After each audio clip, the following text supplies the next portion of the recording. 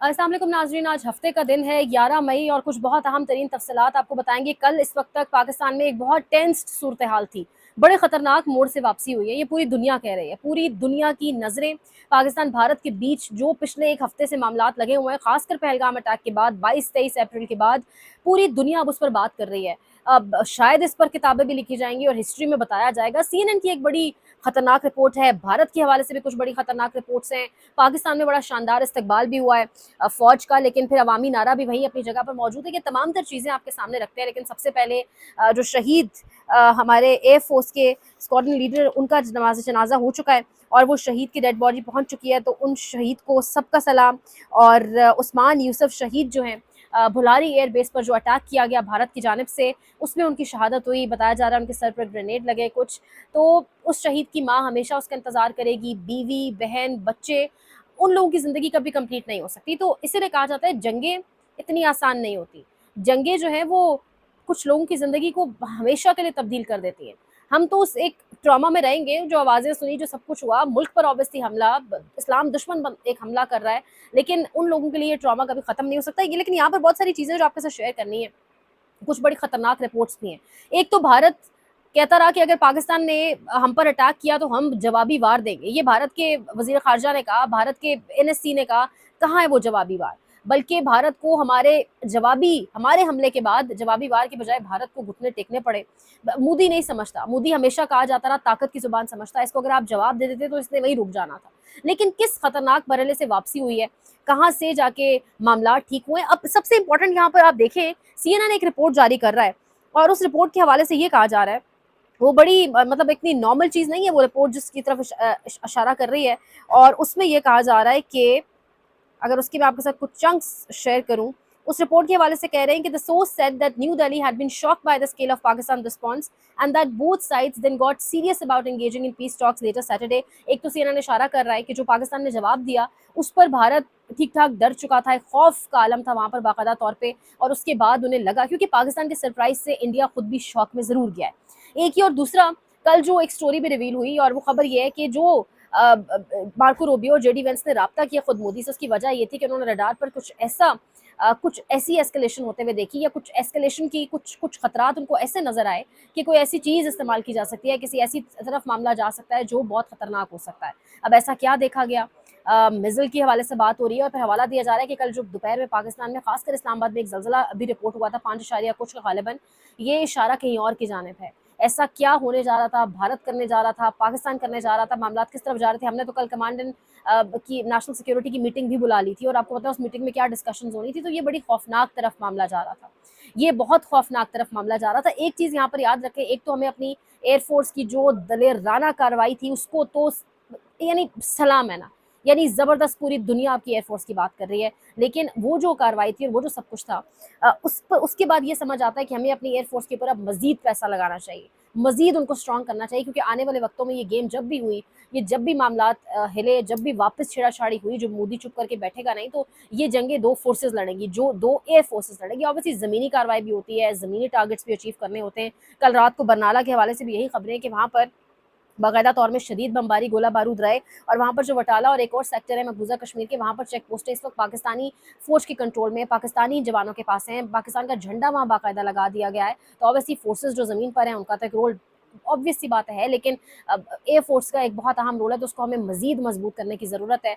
ये एक गेम बड़ी डीपर गेम थी, ये इतनी सादा और आसान गेम नहीं थी। इसमें ऑब्वियसली इसराइल, अमेरिका, भारत हमेशा से एक पेज पर थे। मैंने कल भी आपसे कहा कि अब आप अंदाज़ा लगाएं कि पहले अमेरिका बिल्कुल खामोश, पहले अमेरिका ने कहा हमारे इसमें कोई लेना देना नहीं है। लेकिन जब अमेरिका ने भारत को मार पड़ते हुए देखी, जब हालात देखे कि एस्केलेट कर रहे हैं, भारत के हक में नहीं जा रहे, भारत ने रशिया के तमाम तर जो इक्विपमेंट्स हैं, इसराइल के हैं, फ्रांस के हैं, उनको बदनाम कर दिया, तो अब हमारा नंबर भी आएगा, तब इंटरवीन किया ट्रंप ने, उससे पहले नहीं किया। तो ये डीपर एक पूरी गेम है जिसमें इसराइल, भारत, अमेरिका, जो मर्जी, नो मैटर व्हाट अमेरिका कह रहा है, हम पाकिस्तान के साथ भी, पर ये एक है, ये एक पेज के ऊपर है। सिर्फ कंटेन करने के लिए चाइना को जो है वो भारत, अमेरिका यूज़ कर रहा है भारत को, और उस तरीके से एक पूरा एक नेटवर्क बनाने की कोशिश की जा रही है।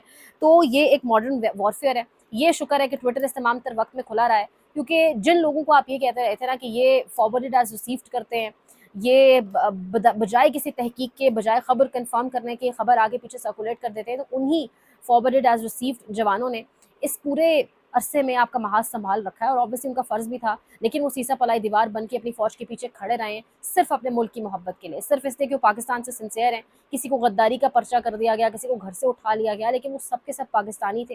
वो सब के सब पाकिस्तान से मोहब्बत अपनी प्रूफ़ करने की ज़रूरत किसी को नहीं थी, लेकिन उस इम्तिहान में कामयाब हुए, बाकायदा दिखा है।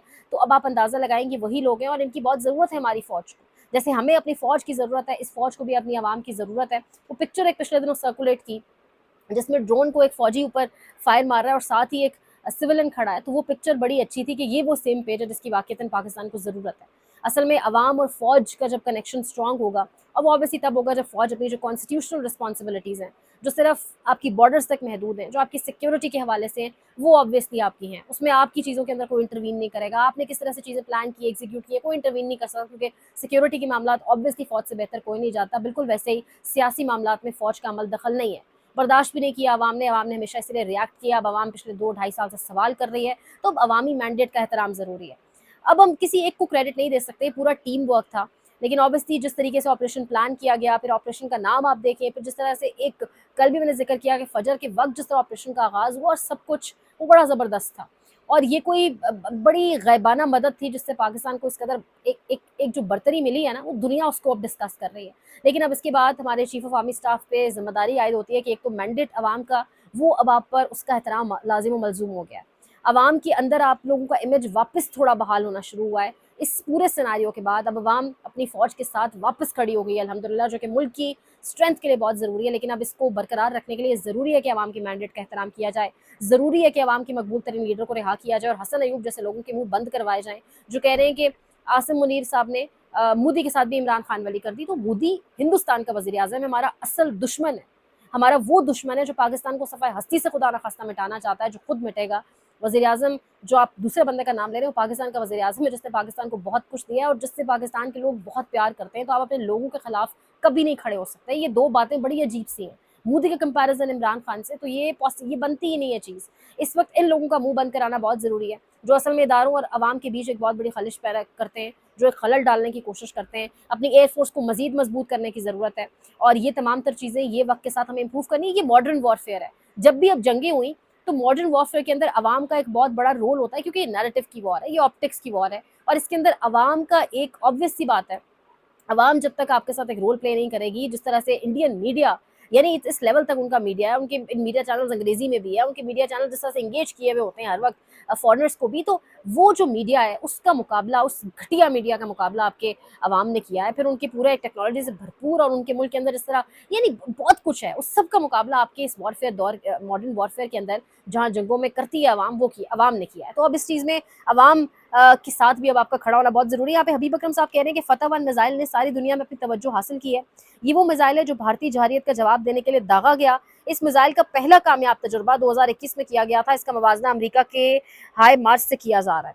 ये अब यहाँ पर इंपॉर्टेंट ये भी है कि ये इमरान रियाज खान साहब कह रहे हैं कि गद्दारों ने दुश्मन मुल्क का बयानिया तबाह कर दिया, अब फिर एक बार से डिजिटल दहशतगर्द कहलाएंगे, ऐलान खत्म हुआ। तो उम्मीद है कि ये चीज़ अब नहीं होगी वापस, क्योंकि ये गद्दार नहीं है, असल में यही पाकिस्तान के मुहिब वतन है। वो लीडरशिप तो सारी कहीं छुपी बैठी थी। यानी आप लोगों ने ट्वीट्स, आप लोगों ने मुंह से, वो समी इब्राहिम साहब ने तो एबीएन पर बैठ कर लाइव कहा है कि नवाज शरीफ के मुंह से मुझे कोई मोदी लफ्ज निकलवा के दिखाएगा तो मैं उसको इतना बड़ा इनाम दूंगा। यानी आवाज ही नहीं निकल रही, मुंह से लफ्ज ही नहीं निकल रहा मोदी का, क्योंकि जाहिर है मोदी पहुंचा पाकिस्तान बगैर वीजे के, बगैर किसी प्रोटोकॉल के। आप उसकी वालदा को साड़ियां भिजवा रहे हैं। यानी पाकिस्तान का असल दुश्मन, जिस तरीके से वो पाकिस्तान के खिलाफ हमेशा से है, जिस तरह उसने ये भी पूरा इनिशिएट किया, पूरा प्लान करके, अभी भी सिंतास मायदा और अभी भी चीज़ें, अच्छा टेबल की जंग अभी भी रहती है। वो इसलिए कि कल जो बैठ के जो सीज़ फायर जिस डेट तक बताया जा रहा था होगा, उस वक्त तक कल जिस हवाले से बैठ के तमाम तर मामलात अब जो टेबल पर तय होंगे, उसमें बहुत कुछ तय होना बाकी है, उसमें बहुत सारी चीज़ें सामने आएंगी। उम्मीद है कि वहाँ पर, क्योंकि अब यहाँ पर ट्रंप ने एक और जो ट्वीट किया उसमें कश्मीर दोबारा हेडलाइंस में आ गया है। जो इंडियन मीडिया की और जो हुकूमत की तकलीफ है कि उन्होंने इस जंग से हासिल कुछ नहीं किया, सिर्फ लूज ही किया है। मीडिया की क्रेडिबिलिटी, मीडिया तो उनका इतनी बुरी तरह एक्सपोज हुआ है ना, कार्टून मीडिया, और उसके साथ साथ कश्मीर दोबारा शह सुर्खियों में आ गया है, कश्मीर दोबारा हेडलाइंस के अंदर आ गया। उनके अपने प्रोविंस वाने जैसे जो लोग हैं, जो उनके डिफेंस एनालिस्ट है, वो कह रहे हैं कि पाकिस्तानी फौज किसी तौर पर इंडियन फौज से कमज़ोर नहीं। इसका मैंने सबूत भी दिया। चीन ने भी खुले लफ्ज़ों में कहा कि हम पाकिस्तान की खुद मुख्तारी और सिक्योरिटी के लिए इनके साथ खड़े हैं, ये बहुत बड़ी बात है। तो ये साबिक इंडियन आर्मी ऑफिसर और उनके डिफेंस एनालिस्ट, ये वो सब लोग ये बात कर रहे हैं। और यहाँ पर ये बड़ा इंपॉर्टेंट होगा देखना कि इस वक्त के अंदर वो लीडरशिप जो आपने चुनी, जो आपने अवाम के सरों पर लाकर बिठाई, मैंडेट उनके पास है नहीं। जिस तरीके से वो मोदी के यार बने बैठे हैं और एक जानिब आपकी अवाम है, तो अब ये इदारों का है कि वो सोचें कि उन्होंने किसको चूज़ करना है, किसके साथ मुल्क की बेहतरी है, किसके साथ मुल्क की भलाई है। ये चीज़ें अब ऑब्वियसली सोचना बहुत ज़रूरी है, ताकि ये जो वापस इमेज बिल्डिंग हुई है ये यहीं से आगे चले, क्योंकि मुल्क फ़ौज के बगैर कुछ नहीं है और ऑब्वियसली फ़ौज भी या कोई भी मुल्क अपनी आवाम के बगैर कुछ नहीं है। तो आवाम का साथ खड़े रहना बहुत बहुत ज़्यादा ज़रूरी है। ये इस वक्त की तमाम तर एक इन्फॉर्मेशन है जो मैंने आपके सामने रखनी थी, और जिस तरीके से आवाम ने मैसिव इन्फॉर्मेशन जो मिस इन्फॉर्मेशन कैंपेन है उसको लीड किया है, आवाम को भी सलाम, शोहदा को भी सलाम। मज़ीद अपडेट्स कुछ अगले व्लॉग में आपके सामने रखेंगे। लाइक करें, शेयर करें, सब्सक्राइब करें, अपना ख्याल रखें। अल्लाह ने के बाद।